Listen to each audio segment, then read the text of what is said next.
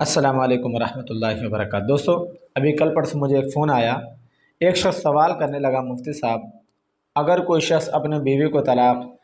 اس انداز میں دیتا ہے کہ زبان اس کے منہ کے اندر بند ہے، زبان اس کے منہ کے اندر چل رہی ہے، اور جس طرح ہم یہ کہتے ہیں کہ یہ شخص بڑبڑا رہا ہے، اسی انداز میں وہ اپنی بیوی کو طلاق دے رہا ہے، لیکن زبان سے ان الفاظ کی ادائیگی اس طریقے سے نہیں ہو رہی کہ دوسرا شخص بھی ان کو سن سکے۔ دوسری بات اس نے یہ پوچھی، اگر کوئی شخص طلاق اس طریقے سے دیتا ہے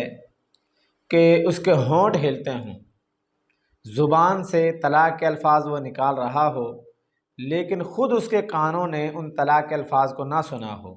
تو کیا اس صورت میں بھی طلاق ہو جاتی ہے؟ دوستو، یہ ایسا سوال ہے، اس کی کم از کم 3 صورتیں بنتی ہیں۔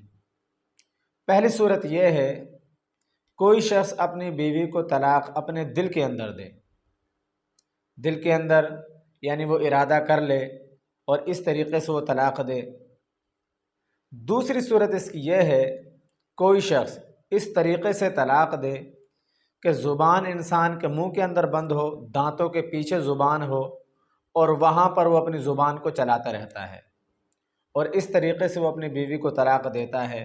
جس طرح ہم عموماً یہ کہہ دیتے ہیں کہ یہ شخص بہت زیادہ بڑبڑاتا ہے، ٹھیک ہے، اپنے منہ کے اندر یہ طرح طرح کی باتیں کرتا رہتا ہے، اس انداز میں ایک شخص اپنی بیوی کو طلاق دیتا ہے۔ تیسری صورت اس کی یہ بنتی ہے، کوئی شخص طلاق کے الفاظ اپنے منہ سے ادا کرتا ہے، یعنی اس کے ہونٹ جو ہیں یہ ہل رہے تھے، ہونٹوں سے الفاظ کی ادائیگی ہو رہی تھی، لیکن الفاظ اتنے زور سے اس نے ادا نہیں کیے کہ خود انسان کے کان ان الفاظوں کو سن لیں، اتنے زور سے اس شخص نے ان الفاظ کو ادا نہیں کیا۔ تو یاد رکھیں، ان تینوں صورتوں کے اندر،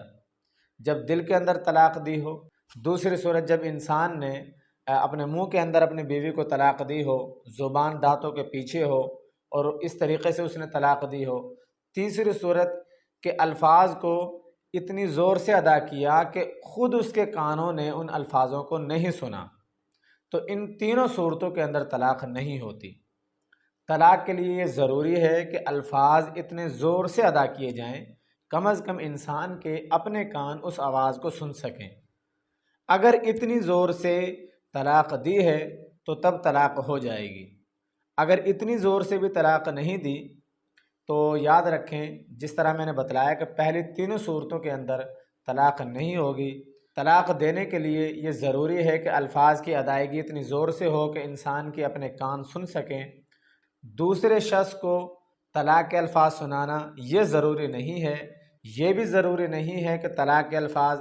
بیوی کو سنا کر طلاق دی جائے، یہ بھی ضروری نہیں ہے۔ جب انسان نے طلاق کے الفاظ اپنی زبان سے ادا کر دیے اور خود اپنے کانوں نے سن لیے تو طلاق ایسی صورت کے اندر ہو جاتی ہے۔ اللہ رب العزت عمل کی توفیق عطا فرمائے۔